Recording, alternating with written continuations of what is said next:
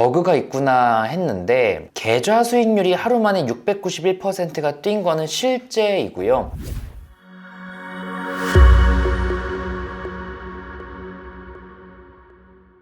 안녕하세요. 퀀트 팩터 가이드, 오늘은 MFI에 대해서 알아보겠습니다. MFI는 머니 플로우 인덱스의 약자인데요. 돈의 흐름을 보여주는 지표로 추세 전환 시기를 예측하거나 시세의 과열 혹은 침체 정도를 파악하는 데 사용됩니다. 공식은 다음과 같습니다. 먼저 평균 가격을 구하는데요. 평균 가격은 전일 고가와 저가와 종가를 합친 것을 3등분한 것으로 이는 피벗 기준선이라고도 알려져 있습니다. 평균 가격을 구한 다음에 여기에 거래량을 곱해주는 게 바로 MF, 머니 플로우입니다. 이 머니 플로우를 활용해서 14일 동안의 평균 가격이 전일보다 상승했다면 플러스된 값만 합쳐주고요. 그 다음 또 14일 동안 하락한 부분만 합쳐줍니다. 그래서 하락한 부분 분의 상승한 분을 하는 게 바로 MFR, 머니 플로우 레이쇼입니다. MFI는 이런 지표들을 활용해서 만드는 전반적인 인덱스 팩터라고 볼 수 있겠습니다. 쉽게 생각하면 아무래도 상승하는 날짜가 많을수록 이 MFI의 팩터 값의 상승률이 강하겠죠. 그래서 얼마나 이게 상승세가 강하냐를 보여주는 그런 팩터라고 보실 수가 있겠습니다. 이 화면을 보시면 MFI는 과매수, 과매도를 활용한 투자법도 있고요. 괴리도,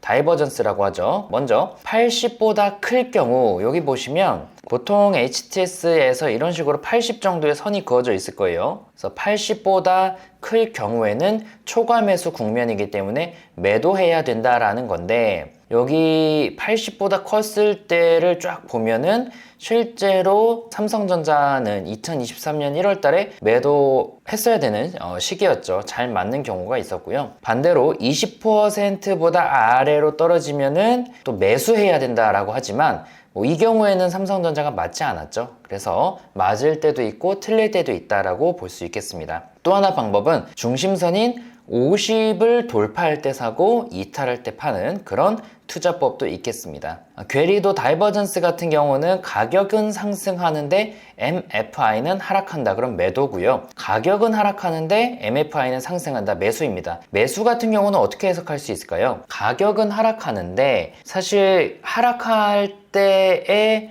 거래량은 적지만 하락하는 도중에도 잠깐 올라가는 시점에서는 거래량이 터져준다는 의미거든요. 이러면 하락하더라도 뭔가 매수 세력은 있다 라고 해서 오히려 매수하기 좋은 시점이다 라고 해석을 하는 거고, 매도는 그 반대라고 볼 수가 있겠습니다.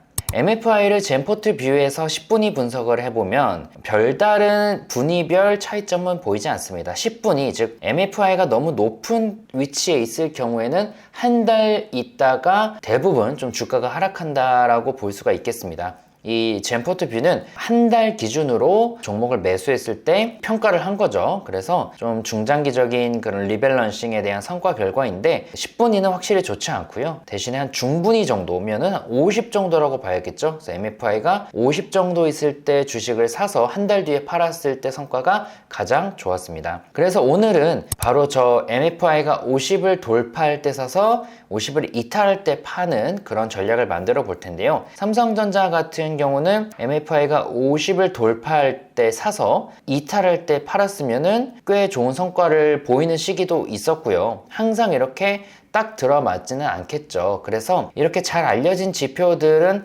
단일적으로 봤을 때는 잘 맞는 것 같아 보이지만 실제로 젠포트로 구현해 보면은 좋지 않은 결과가 나오는 경우도 많으니 실제 검증을 해보도록 하겠습니다. 그리고 아까 잠깐 빠뜨린 부분이 있는데 저희가 저번 시간에 공부했었던 RSI와 비슷한 게 바로 MFI입니다. 다만 RSI는 주가만을 사용했습니다. 거래량을 사용하지 않고요. 근데 MFI는 거래량까지 동시에 사용이 있기 때문에 RSI의 업그레이드 버전이라고도 알려져 있습니다. 자, 그럼 젠포트 홈페이지에 가서 직접 만들어 보겠습니다. 홈페이지 상단 백테스트 포트 만들기에 들어가서 트레이딩 일봉 들어가겠습니다. 여기서 백테스트 기간은 전체, 그리고 내려가서 매수는 전일보다 5% 높은 가격으로, 그리고 5% 비중으로 최대 20종목을 매수하게 설정하고요. 매도는 목표 손절 매도는 하지 않을 거라서 0으로 설정하겠습니다. 이는 목표 손절을 사용하지 않겠다라고 해석이 됩니다.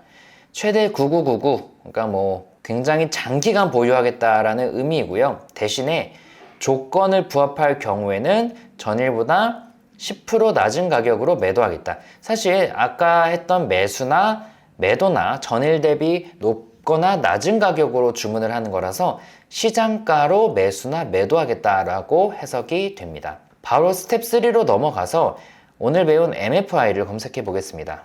MFI가 50을 넘을 때 매수하기로 했죠. 그러면 입력을 해주시고요. 여기서 조건식을 좀 넣어 주셔야 됩니다. MFI가 잠깐 50을 돌파했다가 다시 떨어지는 경우를 배제하기 위해서 적어도 이틀 이상은 50을 돌파했다라고 설정을 할 건데요. 그럴 경우 every 함수를 쓸 수 있습니다. every 괄호 열고 a, 2 이틀 연속 A를 성립해야 된다라는 거고요. and 하나를 더 넣겠습니다. 이게 50 아래에 있다가 돌파해야 되니까 not before 괄호 열고 A, 2 괄호 닫고 어려울 수도 있는데 하나씩 보겠습니다. before 그러니까 이틀 전에는 not 아니었어야 된다. 이틀 전에는 50보다 높은 게 아니었어야 되니까 50보다 낮아야 됐다라는 거로 되죠. 그랬다가 어제 50을 돌파했고 오늘도 50을 돌파했어야 됩니다. 이틀 연속 every를 썼으니까. 그럼 이 주식을 어느 기준으로 찾을 거냐? 우선순위를 수정하겠는데요. 기존에 있던 종합점수를 지워주시고 여기 종가를 넣겠습니다. 종가의 이동평균 그리고 5일이라고 되어 있던 걸 14일로 바꿔주겠습니다. 이러면 14일 이동평균이 되거든요. 이거를 입력 그리고 오름차순 이러면 14일 동안의 이동평균이 낮은 순으로 매수를 하겠다는 거거든요. 자, MFI가 이렇게 50을 넘어서 이틀 연속 돌파한 종목이 200개가 있다면 저희는 최대 20개를 산다고 했잖아요. 그러니까 500개 중에서 20개를 어떻게 고를 것이냐? 그 중에 14일 이동평균이 낮은 순으로 20개를 골라서 사겠다. 얼마에 사죠? 전일 종가 대비 5% 높은 가격으로 사겠다라는 겁니다. 사실 여기서 더 정확하게 하려고 그러면 이동평균보다는 아까 MFI에서 피벗 기준선이 활용됐잖아요. 그래서 피벗 기준선을 활용하면 좀 더 나은 그런 결과가 나올 수도 있습니다. 근데 저는 이 종가로 해볼게요. 자, 이렇게 해서 주식을 사면 언제 팔죠? 똑같이 50보다 낮아졌을 때 팔겠습니다. 자, 근데 이번에는 A를 every A, 3일 연속 50보다 낮아야 판다니까 이틀만 50보다 낮았다가 다시 올라가면 팔지 않는 겁니다. 그러니까 뭔가 추세적인 하락이 좀 더 확실해졌을 때 판다라고 설정하고 그 다음 백테스트를 돌려보겠습니다. 포그라운드, 백그라운드인데 백그라운드로 돌리시는 게 더 좋습니다. 자, 백테스트가 완료되었습니다. 2007년부터 2023년 10월 말까지 누적 수익률은 825%, 그 기간 동안에 CAGR은 14%가 나왔습니다. 근데 MDD가 무려 89%, 시작하자마자 운이 안 좋으면 89%나 떨어질 수 있다라는 것인데요. 그리고 그래프상으로 보면은 이 중간에 뭔가 엄청 솟아오른 부분이 있습니다. 이게 설마 버그인가? 젠포트에 아직도 버그가 남아있나? 라고 해서 제가 한번 봤는데요. 자, 이 기간의 거래 내역을 볼게요. 그래서 쭉 끌어서 요 솟아오른 구간까지 뺀 다음에 저 구간을 한번 봤더니 수익률이 하루 만에 691%가 오르는 경우가 있었습니다. 2013년도에. 그래서 버그가 있구나 했는데 어떤 종목이 이런 결과를 일으켰는지 봤더니 SY코퍼레이션이 엄청나게 상승을 했더라고요. 이게 전일까지만 해도 SY코퍼레이션이 가격이 좀 낮았는데 이게 엄청 올랐습니다. 그래서 SY코퍼레이션에 어떤 일이 있었나 라고 네이버에 검색해 봤더니 당시에 정리 매매할 때 689만%가 실제로 뛰었었습니다. 그리고 나서 급격하게 또 가격이 떨어졌습니다. 그래서 계좌 수익률이 하루 만에 691%가 뛴 거는 실제이고요. 이 주식이 또 급락을 하다 보니까 약간 크게 하락을 했습니다. 그래서 수익률 그래프상에서 중간에 피뢰침처럼 엄청나게 오른 게 오류는 아니고요. 실제 있을 수 있는 일이다. 근데 저거는 굉장히 특이 케이스니까 넘어가도록 하고요. 그래서 여기 발생한 MDD는 저때 떨어진 최대 하락률이니까 좀 무시하고요. 이걸 배제하고는 수익률이 그래도 좋다라고 볼 수가 있겠습니다. 또 이게 이만큼 올랐다가 이만큼 떨어졌으니까 누적 수익률 자체에는 영향을 주지 않았다고 보셔도 됩니다. 그 외에 거래했던 종목들을 조금 더 볼 텐데요. 수익률 탭에 가서 쫙 내려 보시면 자, 이런 식으로 매도했던 종목들의 당시 수익률을 볼 수 있습니다. 조일 알리늄은 2021년도에 275% 그리고 최근 들어서도 NSN이 92% 등 좋은 성적을 보이는 결과가 있었고요. 대신에 마이너스 100%를 나타내는 종목들이 있었어요.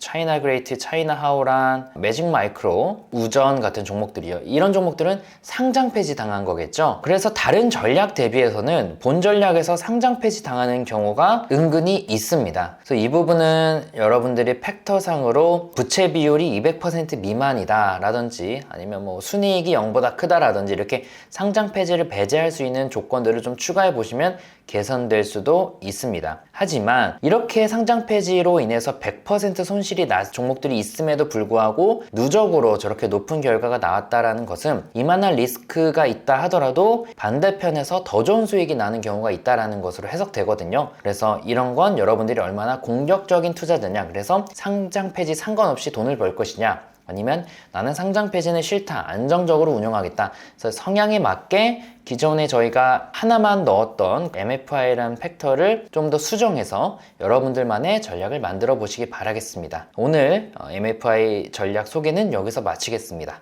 감사합니다.